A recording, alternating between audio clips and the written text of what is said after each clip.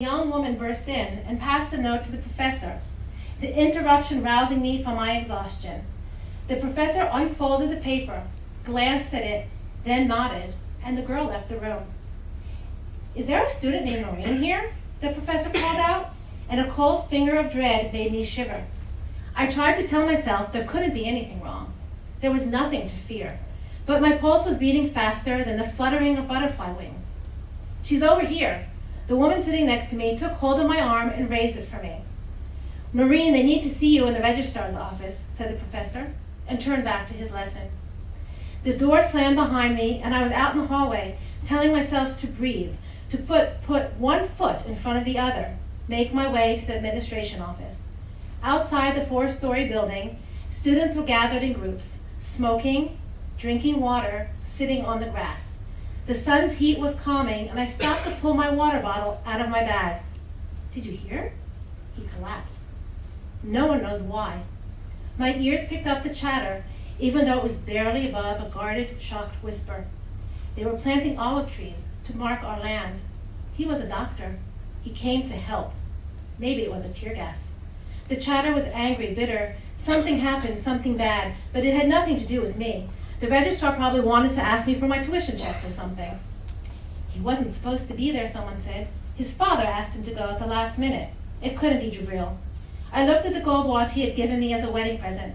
It was noon, and Jabril was probably in the hospital cafeteria, spooning out whatever soup they had that day. He preferred not to eat that much. He left room for my cooking in the evening, he said. I turned and walked toward the registrar's office. "Did you know him?" "His wife goes to school here." He was the son of a minister, someone important in the authority. The voices swirled around me, but I didn't really hear. My father was waiting for me at the office. "Noreen," he said, and held his arms out wide. I walked into his embrace in a trance. My father hadn't hugged me since I was 6. "Baba, what are you doing here? Is everything okay? Did something happen to Mother?" There was a beat of silence, just one, enough for my brain to finally go into action, process what I had heard outside, and realize the man who succumbed to tear gas probably was, Jabril, my husband. "Father?" "I'm sorry, Noreen," he said, cupping the back of my head with his hand so my forehead rested on his shoulder. "I'm sorry." My legs turned to rubber, and someone slipped a chair under me. "Why?" I asked. "What happened?" "Jabril." My father spoke so quietly I had to strain to hear him. "He's gone, Noreen. He went with his father this morning to plant trees outside a nearby settlement, to mark the land as ours, try and prevent the settlers from expanding. The soldiers asked him to leave. They refused. The soldiers shot tear gas." Jabril collapsed. "I don't understand." "No one ever died from tear gas. They think he had a heart attack. He had asthma as a child. They think that might have made him susceptible. They don't know, Noreen." Someone handed me a cup of tea. "Drink, Habibti," my father said. He had to ask for help to carry me to the car. My legs wouldn't hold my weight. He put me in the passenger seat, lowered it a bit, and fastened my seatbelt. I shut my eyes, imagined myself anywhere else, somewhere else, anywhere else. The water in the fountain was cold, and I splashed my face with it before picking up my placard as wide as I was tall, inscribed in thick block black letters, "Palestinian Lives Matter." Drops of red blood dripped off the letters onto my hands, onto my shoes. The place looked familiar to me, with its old brick buildings and the clock tower. To my left was Rula, to my right was Ayman. Munir was standing on the outskirts of the crowd, and as I stared, the poster board he held turned into an M16. There was a whoosh and a small bang, and the acrid, strong smell of tear gas made me gasp for breath. "Breathe, Noreen, breathe." Maha, my sister, was helping Father carry me into the house, where they sat me down on the armchair where Jabril sat the first night I met him. "Drink this, Noreen," Maha said, a glass of tea with Nana in her hand. "Just one sip." "What happened?" I looked around. "You fainted," said Maha. "No," I said, twisting around and looking for my father. "What happened to Jabril?" "I'm sorry, Noreen," said Maha. "He's gone." Father bent close to Maha. "She knows, Maha, she knows." And the memory of the news Father brought overwhelmed me again. A wail, more coyote than human, escaped my throat. Mother pulled the chair close, handed me a pill. Take this, Noreen, she said. It will ease the pain. The world went black. Jabril, I called out in the dark. Jabril, come get me. I'm cold and I can't see a thing. I tried to take a few steps, but tripped over something and fell headfirst into a pool of warm water and choked. I woke up coughing and covered in sweat.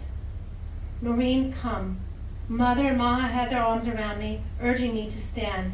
You must shower and ready yourself for the funeral. The second part is Tyra, and again, it shows how the conflict, the trauma that she suffered from the conflict. I'm sorry that I'm starting it out this way, but it'll get better as the evening progresses.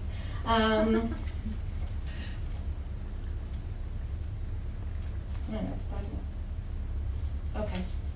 It starts where Noreen and Tyra are actually meeting together at what I pictured to be the Everest Hotel, which a lot of you know, in Bechala. And this is one of the first times they ever meet.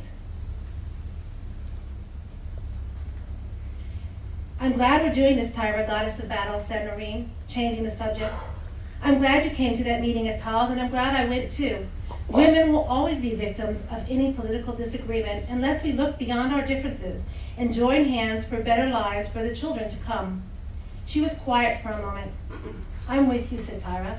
Let's promise not to stop, yield, or back down until it's over, until we've made everyone listen, until we think we've made a mark. Noreen nodded and reached across the table for Tyra's hand. After a moment, they swiped at the hummus half-heartedly, ate a few olives, opened their laptops, and worked for a bit, answering emails, designing leaflets. Then they called for the bill. I hope Ricardo follows through, said Tyra. Let me know if you need any more help with that.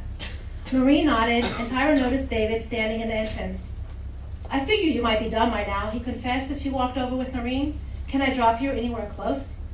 The Palestinian woman shook her head. I have a cab coming, she said. No point having you drive into Bethlehem with yellow Israeli license plates. Looks like it went well, said David, as he climbed into his car after Noreen's taxi arrived. Tyra nodded. Fine, she said, and hoped David wouldn't need any more details. She wasn't ready to share, not yet. Seeming to read her mind, David put on the radio, and they listened to music in comfortable silence until they reached Jerusalem. Drop me off at the market, Tyra requested. Planning a meal, buying the ingredients, and putting it all together was a meditation that helped her think. David pulled over at a corner. Am I invited to dinner, he asked. Tyra nodded her assent before heading down the street. Always, she said.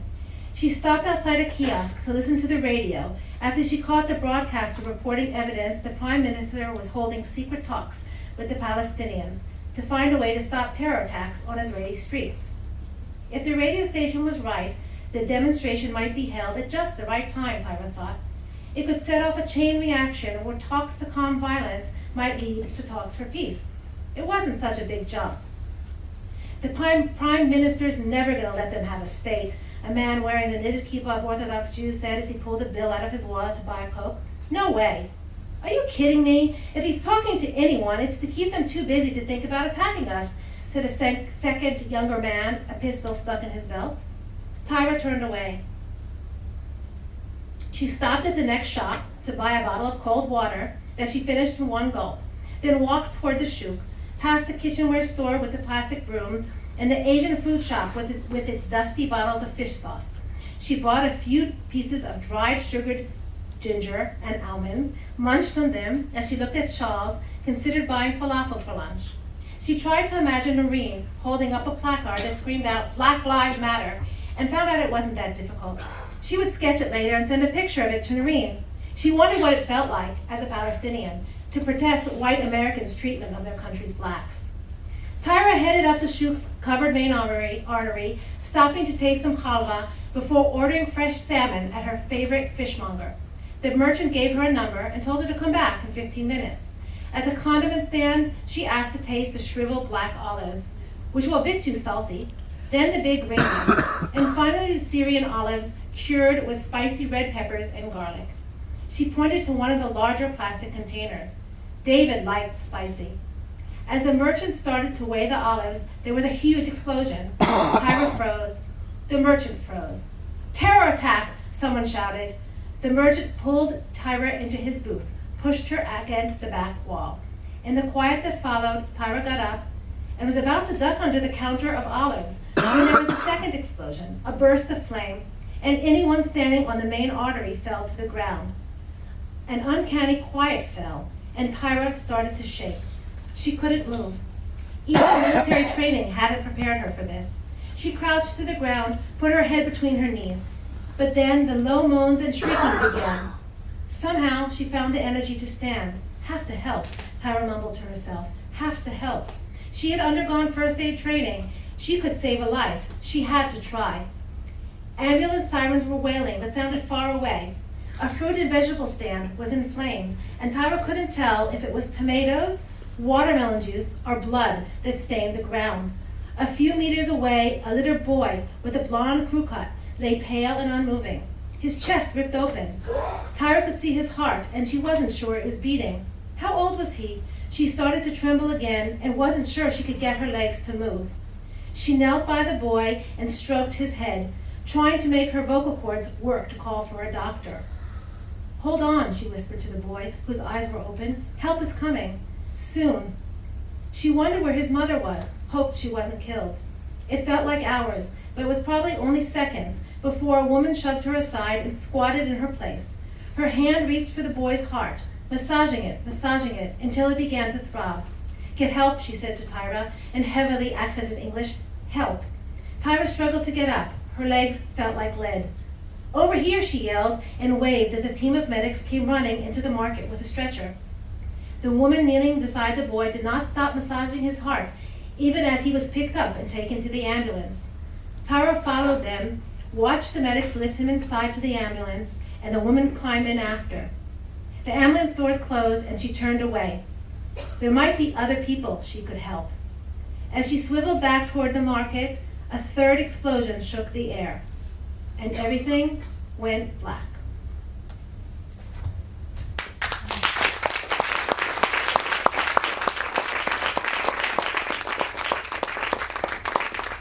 Thank you. And now I'm going to show you a clip by songwriter and choreographer Dina Feldman, who's an old friend, who you will also hear singing in person just a little bit later on. This song is called Prayer for You. It's a prayer, a mother's prayer for her son to come back safely from war.